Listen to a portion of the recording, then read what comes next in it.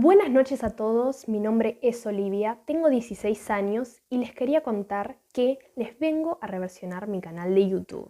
Para muchas de las personas que están suscriptas anteriormente, saben que yo vengo haciendo videos hace ya unos años, pero ahora quiero darle un enfoque totalmente distinto y empezar a hacer videos sobre criminalística y criminología, una de mis pasiones ocultas. Sé que muchos youtubers hacen este tipo de videos, pero desde mi punto de vista, yo creo que por respeto a las víctimas, ellos no tienen que ser olvidados. Y por eso me gustaría transmitirles a mi generación y a otras generaciones también lo que ha pasado con esta gente con la que no se ha hecho justicia o sí y han cambiado nuestra historia a causa de ellos. Dicho esto, vamos a empezar hablando de uno de los casos más redundantes de los años 80, la desaparición de la doctora Jubileo. La desaparición de la doctora Jubileo ocurrió la noche del domingo 16 de junio de 1985, mientras ella estaba terminando su guardia en la colonia Montes de Oca, más conocida como Open Doors. La fecha de entrada a su guardia médica, tanto de psiquiatría como clínica médica, en la colonia psiquiátrica, fue alrededor de las 21:40, 21:45 de la noche de ese domingo. El Hospital Psiquiátrico Intersonal Open Doors tenía 600 hectáreas, es decir, era gigantesco, era un territorio totalmente agreste, solamente tenía la parte del castillo y tenía la guardia médica, pero todo lo de alrededor era maleza y había algún que otro cultivo. Mientras la doctora Jubileo hacía las guardias en el hospital, había una pequeña guardia médica, una casa médica, donde cuando los médicos tenían que ir a descansar, se quedaban ahí, ponían sus cosas, tomaban su tiempo para un estudio. De hecho, tenían una cama y todo. Esa misma noche de la desaparición, Cecilia fue a tratar un paciente con bronquitis y una fiebre muy alta. Estuvo en contacto con un paciente, Miguel Cano, y con un enfermero que trabajaba con ella. Jubileo era la única médica de guardia que había, entonces todas las cosas que pasaban se las preguntaban a ella. Luego firmó el certificado de defunción de una de las pacientes, vino la familia, retiraron el cuerpo con un coche funerario y hasta ahí todo iba normal en su guardia. Bueno, pero ¿qué pasó? Hasta ahí iba todo normal. Ella se fue a descansar a la casa médica. Ya era de noche, entonces fue a estudiar, se sacó los zapatos y se puso ropa cómoda. Esa noche ella tenía una campera celeste, unos joggings azules y unas zapatillas blancas. Estaba tranquila ahí en su pequeño hospedaje médico, por decirlo así, cuando le toca la puerta a un paciente. Eso era raro. Los pacientes no solían deambular por el lugar. Pero bueno, este hombre Miguel Cano va y le dice: doctora, mire, tenemos un caso de urticarias, por favor, puede venir acá porque el intercomunicador no anda. Entonces la doctora se dirige hacia el pabellón 7, que quedaba a 500 metros de donde estaba la casa médica donde ella estaba hospedada. Era una noche, como ya había recalcado, totalmente fría e inhóspita. Solamente había una luz que iluminaba esos 500 metros, serían 5 cuadras, de oscuridad total. De hecho, parecía una película de terror, cumplía con todos los requisitos. Además, un dato importante era que esa misma noche del domingo 16 de junio de 1985, la selección argentina estaba jugando un partido contra Colombia para las eliminatorias del Mundial 86. ¿Qué quiere decir esto? Que todas las personas estaban encerradas en sus casas muy atentas a eso y no había ni siquiera otros médicos de guardia. Es decir, estaba solamente ella, enfermeros y pacientes. Ok, volvemos a lo de la doctora. Ella fue hacia el pabellón 7, trató las urticarias, estuvo con los pacientes un rato, intercambió palabras con uno de los enfermeros, le contó algunas cosas y luego Supuestamente volvió a la casa médica para descansar, pero no volvió. En la mañana siguiente del lunes 17 de junio, la doctora Jubileo tuvo que haberse presentado a su guardia médica. Ella siempre estaba ahí, de hecho trabajaba hace casi una década. Era una doctora muy reconocida y todos confiaban en que ella no iba a dejar su trabajo. Entonces sus compañeros médicos comenzaron a preocuparse un poco, porque el auto de Cecilia, su Renault blanco, había estado estacionado desde hacía ya más de 24 horas y Cecilia ya debería haberse vuelto a su casa o estar ahí.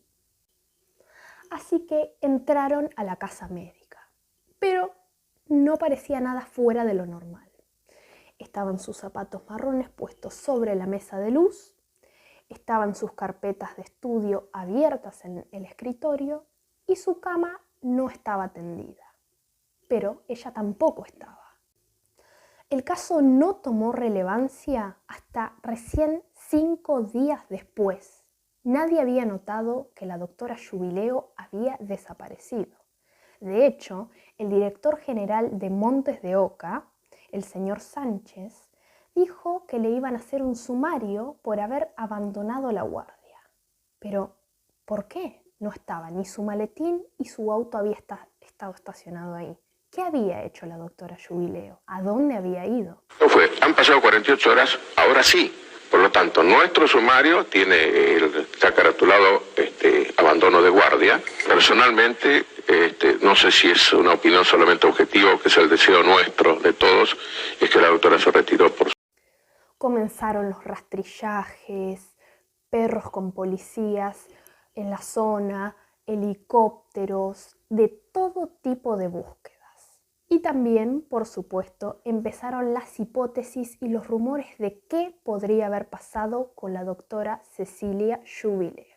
Hay un helicóptero perteneciente a la policía de la provincia de Buenos Aires, con el cual se está efectuando un rastrillaje. Son muchos los efectivos policiales que están trabajando en busca del cuerpo de la doctora Jubileo. Bueno, ¿qué era de la vida de la doctora Jubileo? En ese momento solamente habían incógnitas y había que investigar un poco más sobre su vida. La doctora Jubileo, Cecilia Enriqueta, fue una oriunda del pueblo General Pinto, de la provincia de Buenos Aires, nacida en 1946, pero cuando era muy pequeña se fue a vivir a la provincia de Córdoba con su madre y con su padre, donde allí hizo sus estudios de medicina. Durante los años 60, ella participó de algunos movimientos de izquierda en los cuales estuvo en el Cordobazo, que fue un movimiento social universitario donde todos los estudiantes coparon las universidades de la provincia. Y ella estaba involucrada en eso, solo que no militaba del todo. Es allí donde conoció a Pablo Chabrol, un hombre con quien se casaría y se iría de luna de miel a España, Gijón. Pero el matrimonio no duró mucho, al menos un año nada más. Y ella retornó hacia Argentina, donde terminó su carrera de medicina. Un año después de haber terminado su carrera de medicina, se mudó a Campana, Buenos Aires. Allí consiguió un empleo, pero no llegó todo hasta 1974, donde consiguió un puesto como médica general y de psiquiatría en la colonia Montes de Oca. Ella en realidad vivía en Luján. Había alquilado una casa, un departamento, en la calle Humberto Primo y también tenía un consultorio en Torres.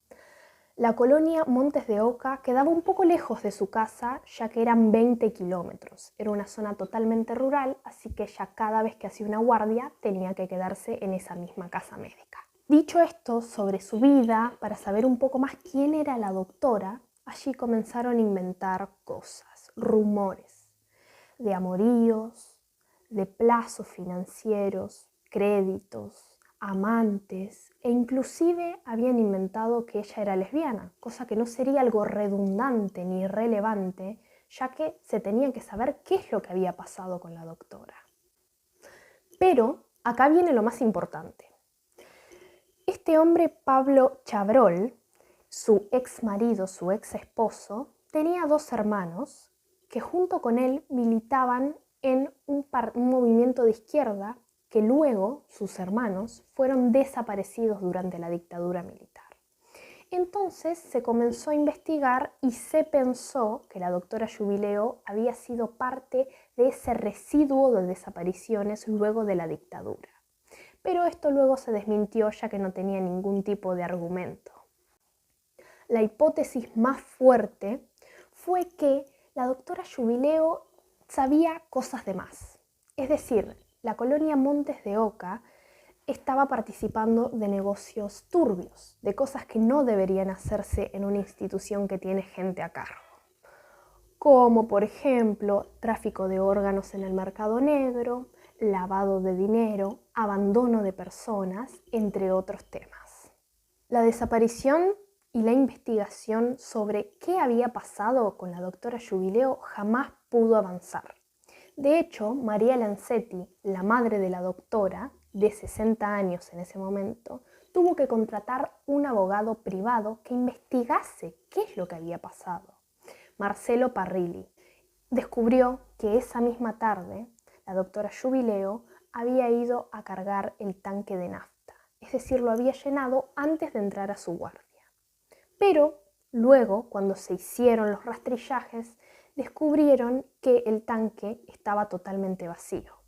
Eso quiere decir que alguien la habría llevado, posiblemente su asesino, por todo el lugar y luego lo volvió a dejar ahí al agua. Pero como les digo, toda la investigación sobre su desaparición quedó en la nada.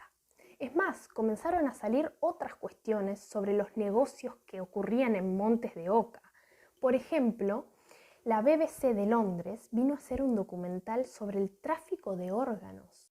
Periodistas importantes del momento fueron amenazados por investigar lo que estaba pasando en la colonia y metieron preso al director general del hospital, el señor Sánchez, porque descubrieron que había hecho un fraude con la obra pública. Es decir, ellos pedían plata al Estado de 25.000 sábanas y solamente compraban 100 para el hospital. El director general de Montes de Oca, luego en la cárcel, falleció. Escribió un libro y de hecho le dedicó un capítulo a la señora Jubileo. Y dijo que para él se había desaparecido por su propia cuenta, cosa que nunca quiso hablar de qué es lo que había pasado. Y jamás habló, inclusive hasta el día de su muerte. Por un lado, la desaparición de la doctora Cecilia Enriqueta Jubileo ayudó a esclarecer muchas de las cosas que pasaban en esa colonia, cosas que jamás deberían haber pasado. Pero ese fue el precio de su desaparición. Jamás se supo lo que le pasó. A día de hoy, ella tendría que tener 75 años, pero no está. Es una injusticia que no se puede saber qué es lo que ha pasado con esa mujer del bien, que ella quiso ayudar a la gente con la que trabajaba. Era una mujer muy capaz, que todos los que la recuerdan hablan cosas buenas. Entonces me parece bueno que la recordemos y que esperemos que algún día se esclarezcan los hechos. Y con esto me despido.